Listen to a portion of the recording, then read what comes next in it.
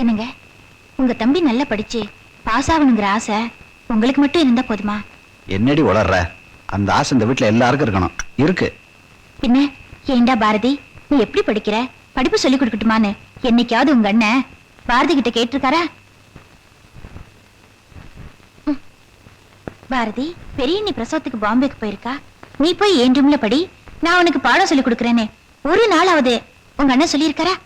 வசந்தா, இப்ப பிரச்சனை படிக்கிறத பத்தியா இல்ல படுக்கிறத பத்தியா? பைத்தியகாரத்தனமா பேசாதே சார். எனக்கு உன் மேல கொஞ்சம் கூட சந்தேகமே இல்ல. ஆனா அந்த சந்தேகம் மத்தவங்களுக்கு வந்துட கூடாது. அதுக்காக தான் நான் உன்னை எச்சரிக்கிறேன். நீ எங்க அப்பாவை கடவுளா துதிக்கணும்னு நான் ஆசைப்பட்டேன். ஆனா நீ அவரை மனுஷனா கூட மதிக்க மாட்டேங்கிற. நீ டின்னருக்கு போயிட்டு வந்திய, அது தப்பே இல்ல. ஆனா எங்க அப்பா கிட்ட சொல்லாம போனிய, அதுதான் தப்பு. நீ எஸ்கே கூட ஸ்கூட்டர்ல திரும்பி வந்திய, அது தப்பே இல்ல.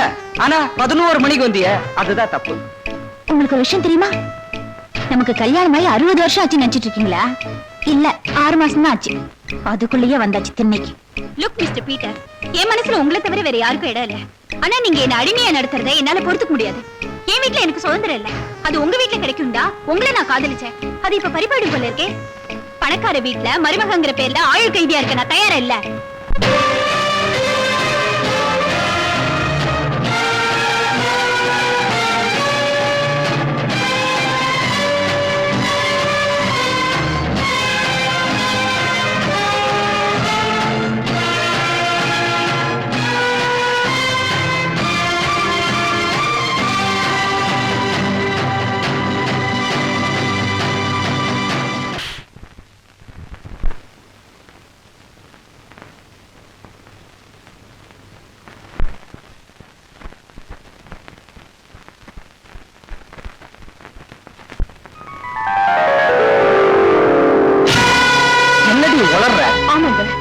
வீடு புற தேடி வச்சு அவளை காணும்.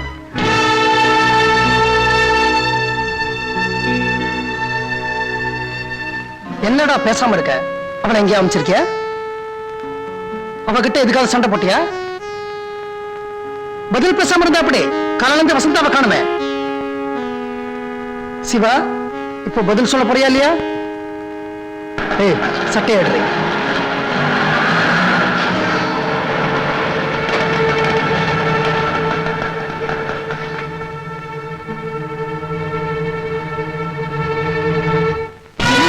சரோஜினி வர்றா. வாலு போச்சு, கத்தி வந்ததுன்னு நினைக்கிறேன். என்னம்மா காலம் காத்தால குட்டியோட மொத்தமா வந்துட்டேன்.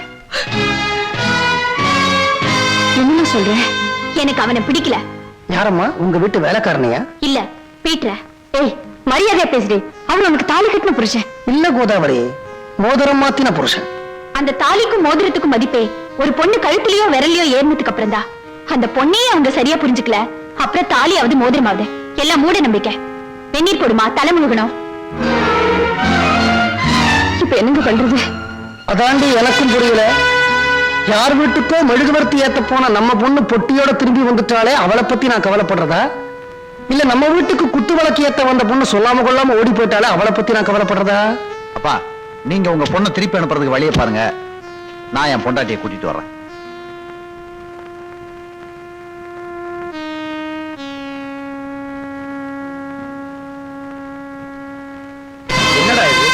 இங்க வந்ததுல இருந்து அந்த வீட்டுல என்ன நடந்ததுங்கிறத பத்தி உங்க அப்பா உன்ன ஒரு வார்த்தை கூட கேட்கலன்னு வருத்தப்படுற இல்ல?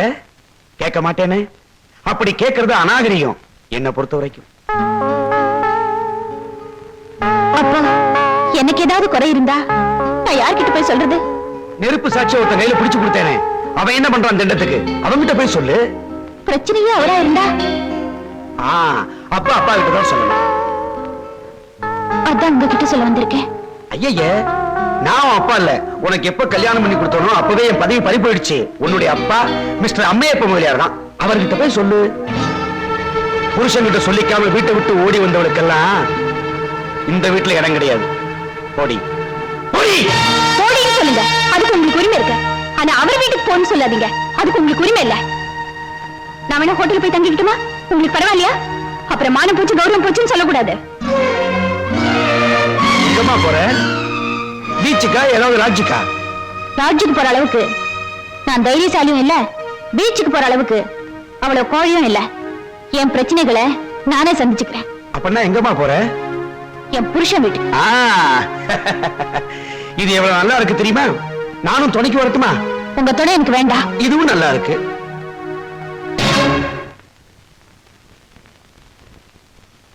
என்னம்மா நின்னுட்ட? முடிவை மாத்திக்கிட்டியா? ஐய அடடே, மாப்பிளையா வாங்க. மாமா, நீங்க பேசுனதெல்லாம் நான் கேட்டுக்கிட்டு தான் இருந்தேன். அப்படியா, கேட்டுட்டு இருந்தீங்களா? மாப்பிள, உங்களுக்கு தெரியாதது இல்ல, நீங்க ஃபேக்டரியில வேலை பார்க்கிறவரு. உங்க பாஷையிலேயே நான் சொல்றேன், இது உதவாக்கிற மிஷின் இல்ல, அடிக்கடி மக்கர் பண்ற மிஷின். நீங்க கொஞ்சம் பழுது பாத்தீங்கன்னா சரியா போயிடும்.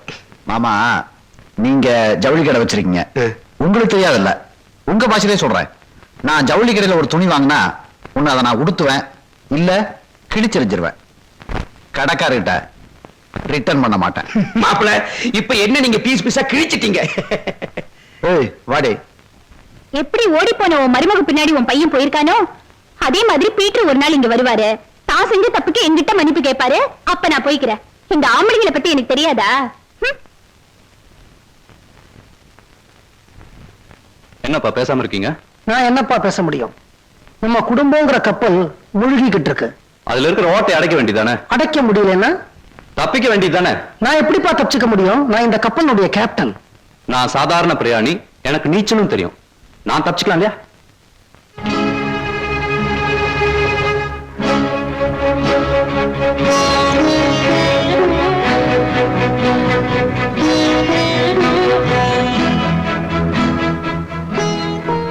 நீ படிச்சவங்கிறதுனால உனக்கு 6 அறிவு இருக்குன்னு நினைச்ச, ஆனா உனக்கு 5 அறிவு தான் இருக்கு.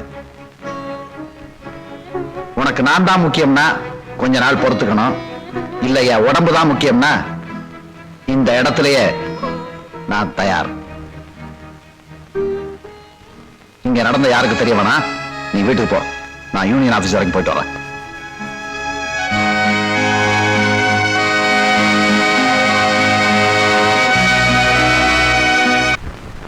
அம்மா, இந்த மாசம் என் பங்கு கொண்டு போய் சாமி படத்துக்கு மேல வைடா. எண்ணி பார்த்துட்டு நீயே வைய. எதுக்குடா என்னனும்? எல்லாம் சரியா தான் இருக்கும். எண்ணி பாரு.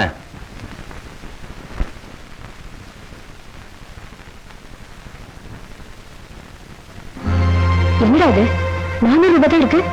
அம்மா, வழக்கமா 800 ரூபாய் கொடுப்பேன் எனக்கும் உமாக்கும். இப்பதான் உமா பாம்பே போயிட்டல்ல பிரசவத்துக்காக, அந்த செலவு இங்க மிச்சம் தானே, அதனாலதான் 400 ரூபாய். இது ஏன் செலவுக்கு. டேய், வீட்டுக்கு தலைச்சம் புள்ளடா நீ. தலைக்கு இவ்வளவுதான் நீயே கணக்கு பார்த்தா வீடு எப்படி முன்னேற முடியும்? எதுக்கு ஒரு கணக்கு வேணா? சரிடா, ஒரு குழந்தை வயத்துல 10 மாசம் இருக்கணுங்கிறதான் கணக்கு. நீ 10 மாசம் 13 நாள் இருந்த, சுமக்கலையா? கணக்கு முடிஞ்சு போச்சுன்னு கீழே இறக்கி வச்சுட்டேன். கோதாவரி, உன்னை கல்யாணம் பண்ணிக்கிட்டனால இன்னைக்கு ஒரு நாள் தாண்டி கொஞ்சம் புத்திசாலித்தனமா பேசியிருக்க.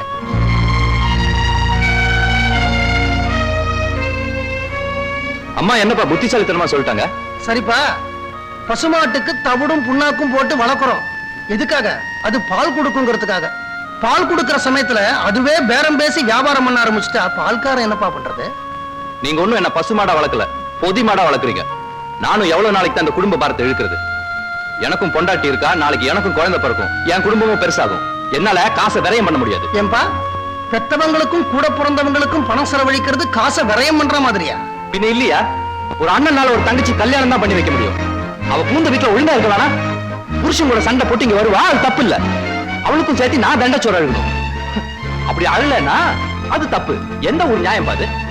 நான் யாரையும் கல்யாணம் பண்ண சொல்லவும் இல்ல, நான் யாரையும் சோறு போட சொல்லவும் இல்ல.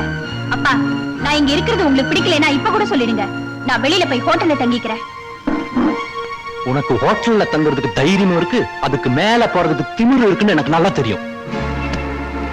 சிதம்பரம், நீ ஒரு விஷயத்தை மறந்துட்ட. அதை உனக்கு நான் ஞாபகப்படுத்துறேன். அவ உன் கூட பிறந்த தங்கச்சிடா. கண்டவனோட கண்ட நேரத்துல கண்ட இடத்துக்கு போயிருக்கா, அது நான் சொல்லல.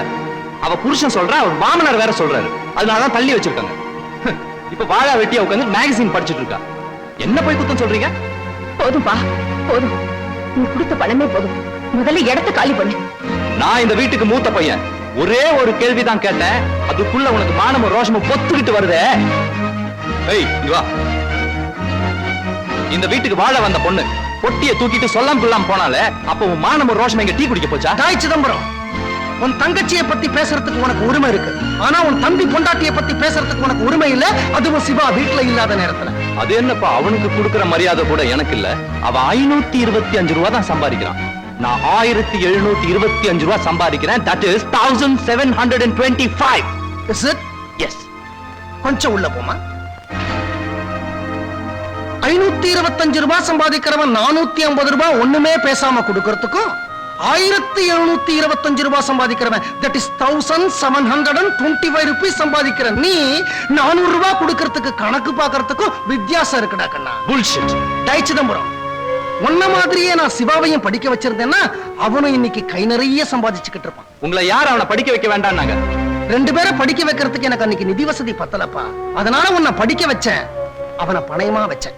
உன்னை கருப்பு கவுன் மாட்டி அழகு பார்க்க அவனுக்கு காக்கு யூனிஃபார்ம் மாட்டினேன். நீ டிகிரி வாங்குறதுக்கு அவன் கையில டிகிரி கிளாத்த கொடுத்தேன். உன்னை காலேஜுக்கு அனுப்பினேன், அவனை கேரேஜுக்கு அனுப்பினேன். சிவா தங்கண்டா, அவனை புரிஞ்சுக்காதவங்க யாரும் உருப்படவே மாட்டாங்க. அதெல்லாம் சும்மா. அவனை படிக்க வச்சிருந்தாலும் படிப்பு ஏறி இருக்கணுமே. ஏன் அண்ணனை விழுந்து விழுந்து படிக்க வைக்கிறீங்களே, சொல்லி சொல்லி கோட் அடிக்கிறானே, நீங்க அவனை கண்டிச்சீங்களா? இந்த வருஷம் நான் எப்படியும் பாஸ் பண்ணி காட்டுறேன். டேய் சும்மாறா, ஒவ்வொரு தடவையும் வருஷம் தான் பாஸ் ஆகுது. நீ பாஸ் ஆகிற மாதிரி எனக்கு தெரியல. இந்த வீட்ல யாரும் உன்னை கண்டிக்கிறதாவும் எனக்கு தெரியல. ஏய் சிதம்பரம், நீ 400 ரூபாய் பணம் கம்மியா கொடுக்கறதுனால சரோஜினி அவன் புருஷன் வீட்டுக்கு திரும்பி போயிட போறாளா? இல்ல வசந்தா சொல்லாம வீட்டை விட்டு போனாலே அந்த களங்கம் போயிட போகுதா? இல்ல பாரதி தான் பரீட்சையில பாஸ் ஆயிட போறாளா? அப்பா நிறுத்துறா. மத்த பிள்ளைங்களால மன கஷ்டம், மூத்த பிள்ளைனால பண கஷ்டம், அவ்வளவுதானே. கோதாவரி, அவன் கொடுத்த 400 ரூபாய் பணத்தை அவன்கிட்டயே திருப்பி கொடுறி. பெத்த கடனுக்கு அவனுக்கு என்னால ஃப்ரீயா சாப்பாடு போட முடியும். சாப்பிட்ட பலகாரத்துக்கு பில்லு கொடுக்காம போற ரகத்தை சேர்ந்தவன் இல்ல நான். ஆனா மத்தவங்க எல்லாம் சாப்பிடுறதுக்கு எனக்கு பில்லு போடுறீங்க பாருங்க, அதான் தப்புங்கிற. யாருகிட்ட பேசுறேன்னு தெரியுதா மிஸ்டர் சிதம்பரம்? தட்டு தடுமாறி திசை மாறி போன தத்தாரிகளை தட்டி கேட்க வக்கில்லாத ஒரு முதுகெலும்பு இல்லாத வயசான கிழவன் கிட்ட பேசுறேன்னு எனக்கு நல்லா தெரியும். உன்னை பெத்து வழக்க வீதி வீதியா அலைஞ்சு தேஞ்சு அழிஞ்சு உன் பேருக்கு பின்னாடி பிகாம்ங்கிற 3 எழுத்த கூட்ட வச்ச ஒரு பைத்தியக்காரனோட பேசுறேன்னு தெரியல இல்லையா? தெரியல. நீ ஆபீஸ்ல சேரும் போது கேட்ட 5000 ரூபாய் செக்யூரிட்டி டெபாசிட்டுக்காக தன்னுடைய ப்ராவிடன்ட் ஃபண்ட் கிராச்சுவிட்டி பேப்பர்ஸ் வட்டி கடை சர்டிபிகேட் அடமான வச்சு 5000 ரூபாய் வாங்கி கொடுத்த இந்த சால்ட் குட்டார ஸ்டாலின் கிளர்க் அம்மா எப்ப முதலியார் கிட்ட பேசுறேன்னு தெரியல. தெரியல. நீ காலேஜுக்கு போகும்போது எலக்ட்ரிக் ட்ரெயின்ல அடிபட்டு சாக கிடந்த உனக்கு 3 பாட்டில் ரத்தம் கொடுத்து காப்பாத்தின இந்த அப்பாவி அம்மா எப்ப முதலியார் கிட்ட பேசுறேன்னு தெரியல இல்லையா? தெரியல தெரியல தெரியல. அப்ப வீட்டை விட்டு வெளியில போடா நாயே.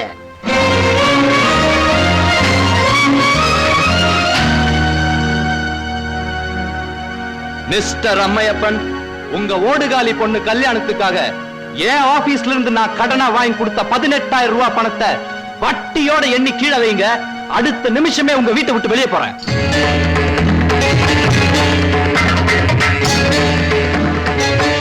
கோதாவரி, வீட்டுக்கு குறுக்க கோடு ஒண்ணு கேள்வி.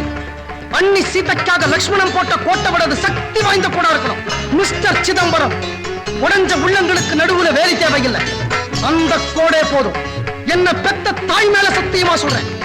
நானும் சரி, எனக்கு உண்மையா பிறந்தவங்களும் சரி, அந்த கோட்டை தாண்டி அந்த பக்கம் வரமாட்டோம். நீங்களும் வரக்கூடாது. நான் என் பொண்ணு கல்யாணத்துக்காக உங்ககிட்ட இருந்து வாங்கின 18000 ரூபாய் பணத்தை இன்னும் ஒரே வருஷத்துல என் தலைய அடமானம் வச்சாவது திருப்பி கொடுத்துறேன் சார். அது வரைக்கும் நான் செத்தா கூட நீங்க என்ன பார்க்க கூடாது, எனக்கு கொல்லி போடக்கூடாது, எனக்கு தவசம் பண்ணக்கூடாது. Get lost.